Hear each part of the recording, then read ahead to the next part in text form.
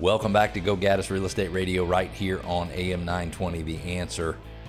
Think that online floor plan shows the real home? Well, think again. Today we're talking about the tricky world of real estate layouts and why what you see on your screen might not match what you get in person. You're listening to Go Gaddis Real Estate Radio. I'm Cleve Gaddis. I'm here to make real estate clear and simple and worry-free. And if you want to connect with us, it is simple. Go to gogaddisradio.com, Gogaddis radio.com. You can ask questions, make comments, push back, or challenge things we say. You can share ideas with us that you'd like us to share with our other listeners, and you can request your neighborhood be featured in our neighborhood spotlight, just like, let's see here, Blue Springs in Kennesaw is being featured on today's show in the fourth segment. You can also subscribe to our podcast or our YouTube channel. We'd love to have you as a listener. I'm sure you know that floor plans can be great tools. They help a buyer visualize a home before even stepping inside. But here's the issue. Not all floor plans are created equal.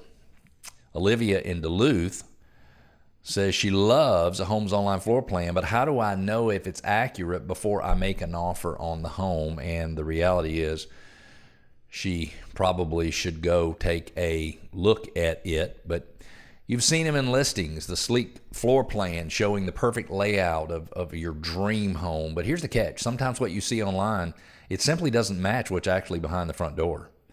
Today, we're digging into the world of real estate floor plans, how accurate they are, and what should buyers and sellers watch out for. The problem is floor plans can be really great tools. They help buyers visualize a home before even stepping inside, but the issue is not all floor plans are created equal. Some are outdated.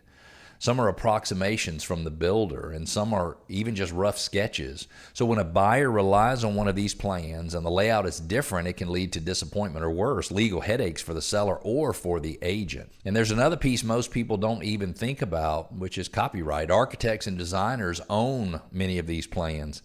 So using them without permission online can create a legal mess. So while floor plans are helpful, they can be a bit of a minefield if not handled correctly. So tips for buyers and sellers. As a buyer, first, always walk through the home yourself. Don't rely solely on a floor plan. I know you guys are thinking, oh my gosh, yes, of course, duh.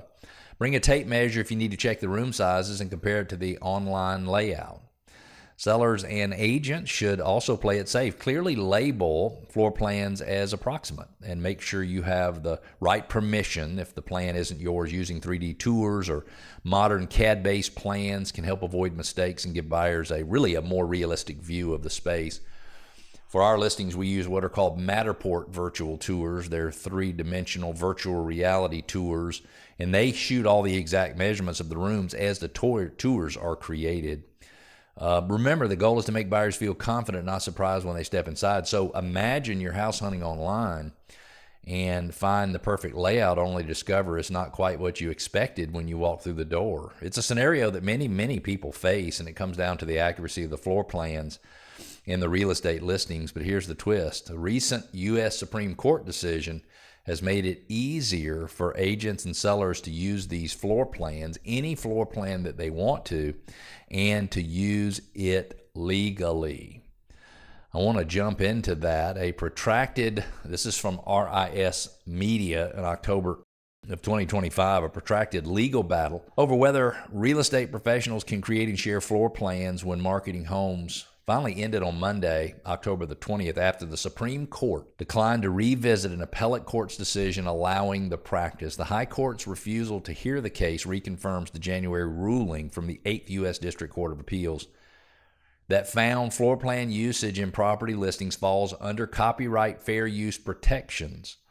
With this binding precedent now in place, brokerages and agents have the green light to incorporate floor plans in their future marketing plans. This decision is great news for anyone looking to buy or sell their home. Wendell Bullard, chair of the National Association of Realtors Legal Action Committee, said in a statement, floor plans are vital pieces of information for consumers, which is why the Legal Action Committee and Amicus Brief Advisory Board recommended supporting the brokerages from the very beginning. Bullard added that the outcome provides crucial liability protection for real estate professionals nationwide. The case dates back to 2018 when a Missouri-based architect, Charles Lawrence James, owner of Design Works Homes, filed suit against Columbia House of Brokers Realty and agents Jackie Bulgin and Susan Horick. James had created a home design used to build several properties between 1996 and 2001. Nearly 2 decades later, in 2018, he registered that design with the U.S. Copyright Office. When Bulgin and Horick each listed separate homes built from James's architectural plans, they created floor plans for their marketing materials, either personally or maybe through contractors. And James argued that these floor plans infringed on his copyright, setting off 7 years of litigation. Those poor agents. Initially, the Eighth Circuit Judge Morris Arnold ruled in James' favor, agreeing that the plans were covered under U.S. copyright laws. However, housing industry advocates were quick to join in the fray. National Association of Realtors, recognizing the case's dire consequences for the industry on how properties are marketed, through its support behind the defendants in 2022, the National Association of Realtors Legal Action Committee and Amicus Brief Advisory Board provided funding and filed several friend of the court briefs as the case wound through appeals. The Eighth Circuit decision not only puts countless consumers at risk of costly, burdensome litigation for making floor plans of their own home, but it also strains a key sector of America's economy and threatens a crucial tool of transparency for home buyers. The National Association of Realtors' support in court filings was crucial in establishing informational and critical nature of floor plans to home purchases for buyers. Floor plans help them determine whether a property meets their needs before scheduling showings. Appraisers require access to the plans to determine home values, which directly impact buyers' ability to secure financing. Local governments often mandate floor plan submissions before approving renovation permits, and sellers use them to attract serious offers and negotiate fair prices. The appeals court agreed, finding that using architectural designs as informational tools in real estate transactions met the standard for fair use under copyright law. The ruling emphasized that creating a floor plan for a listing is entirely different from copying the original architectural design, with the former conveying property information rather than providing the construction blueprints. Very interesting. All of that stuff is going on right now in real estate. If you're thinking of listing your home anytime in the next 12 months, I want to make sure that you get the upside. And you're probably thinking, well, of course I want the upside. Duh, Cleve, why would you say that? Well, sometimes home sellers, don't even know what the potential options are. So how can you know what the upside is for you if you don't know what your options are for selling? 20 years ago, you could just list your house on the MLS or maybe do a for sale by owner sign if you were lucky enough. Maybe 1 in 20 homes sold that way. And those were your options. I remember when I first started in real estate, they would bring the MLS books, the printed MLS books by the office and stack them up on the shelves. And if we wanted to find listings, we had to look through books until we found a listing. Well, today, that is not the case. The average consumer is doing lots and lots of stuff online, and they're able to figure out exactly what they want to do. And for home sellers, there are really 4 separate distinct ways to sell a house. Number one, you could sell it for all cash with a guaranteed closing in 21 days or 30 days or 60 days or whatever works for you. Number two, you could list your home as is, where is, sell it with all faults on the multiple listing service. You can totally do that. Number three, you could make some improvements to the home. We call that our rehab and refresh program, where we'll advance you up to $15,000 to make improvements to the home so that you can sell it for more. Maybe you invest $12,000 and you sell your house for $30,000 more. I don't know about you, but making an $18,000 profit when you didn't have to put any money into it yourself is a pretty sweet return. That's our rehab and refresh program. And then the fourth option is maybe you should buy your new home before you sell your existing home. That's what we call our buy before you sell program. Kind of cool how that works, right? We can help you understand all four of those programs. So if you go to GoGaddisRadio.com, you click on the upside, put in just a little information about yourself. Remember, the upside for you is different than the upside for your neighbor, or different from the upside for the lady who's in the carpool line with you at middle school drop-off. Whatever it is your upside, and it is only specific to you.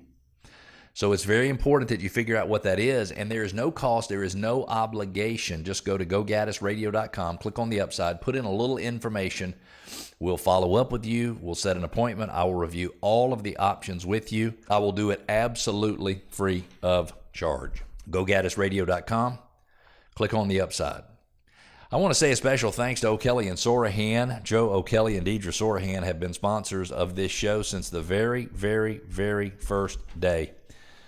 We don't take that sponsorship lightly. We very much appreciate their support of the show. It has allowed us to bring a show to Metro Atlanta for 12 years, 12 solid years. We've done, I don't know how many shows, 650, maybe 700. We've done almost 500 just in on the last 2 stations that we've been on. And we just love that. And I want to say thank you very much. If you are listening and you have questions or you have anything at all that worries you from a real estate standpoint, selling, buying, investing, leasing, renting, whatever in the heck it is, if you have any questions, I want you to know that there's nothing more that I enjoy than helping people get answers to their questions. Do I always have the right answers? No. Can I always find the right answers? Yes. Can I get some expert to give me the answer if necessary? Maybe easier than you can? Yes. And so if you want to know everything you need to know before you make the most important decisions regarding buying or selling real estate, reach out to me. 770-497-0000, or go to gogaddisradio.com, GOGADDIS radio.com. We're going to take a quick break. When we come back, an Ohio lawmaker has advanced bills to limit property tax growth. Could this be a precedent for many other states in the United States? Stick with us. We've got that and more. We'll be back.